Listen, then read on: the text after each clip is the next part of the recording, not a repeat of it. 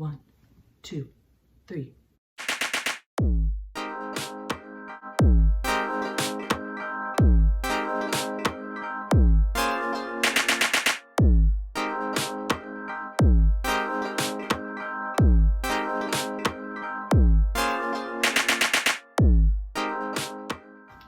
Hi, welcome back to Our Story. It's me, Darcy, she, her, hers, they, their, them, your host. Week 3, I'm happy to be here. Last week I mentioned that this week we'd be talking about something called copyright. I ran into copyright issues with my first episode. I used music that I didn't own. Did you know that it's like kind of rare for an artist or musician to own all their own music and the works that they've created? Especially for women and non-binary musicians who own the music that I used. What is a copyright? A protection of your original work. When we're talking about music, copyright protects 2 things: composition, lyrics, and musical arrangement. Sound recording. A recording of those sounds. 2 separate things. Say you write lyrics to a song, and you and your band put music to these lyrics. So you own the lyrics, you and your band own the song, but then you want to go record it. What happens then if you don't do it yourself? And you go to a studio, have a sound engineer record it for you. The studio owns your sound recording, you and your band own the song music, and you own the lyrics. What happens when you want to distribute it? When you want people to hear your music, you want to publish it. And that's where things get even more complicated. That's where the publishing companies come in. Yeah, they're the ones that put your work out there. They're now taking some of your money and then they're giving you the leftovers, but then you have to split it between your band, you, and then the studio.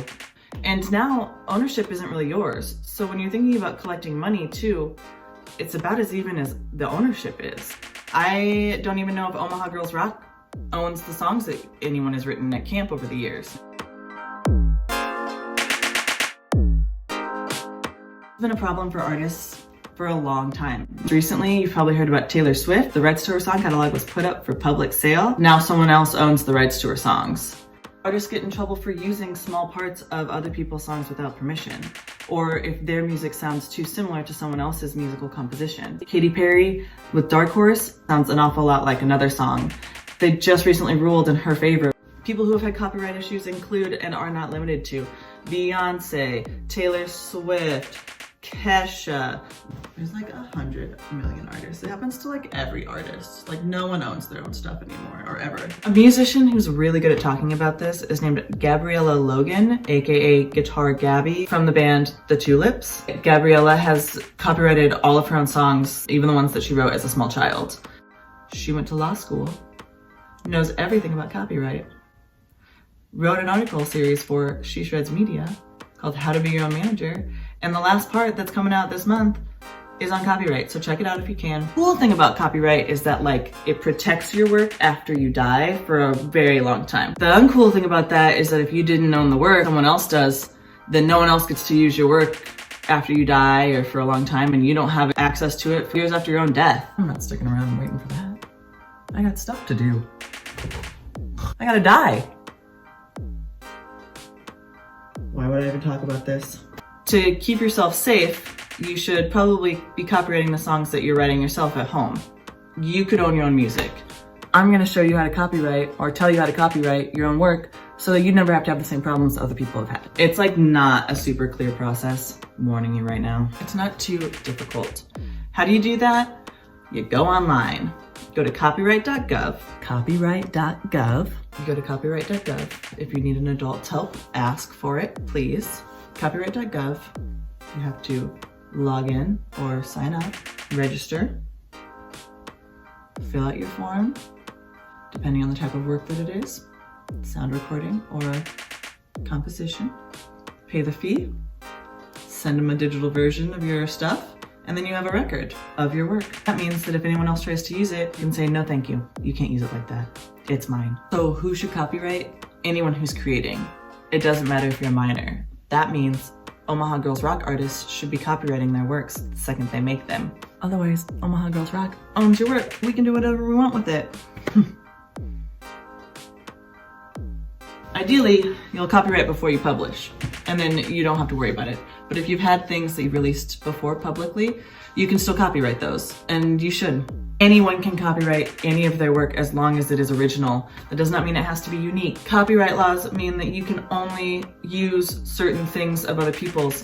So I have to give credit where credit is due to the artists that I discussed. That's why I show you my albums. Who's visiting me today?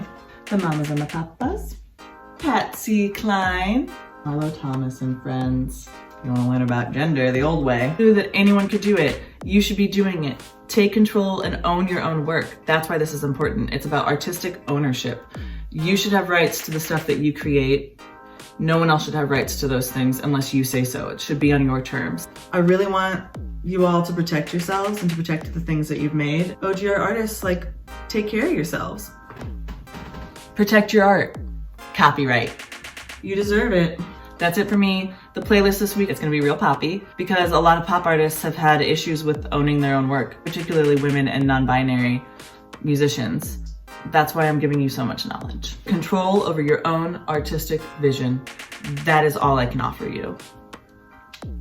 I've given it to you. That's it for Our Story. This week we talked about copyright. Next week, we're gonna talk about unheard voices.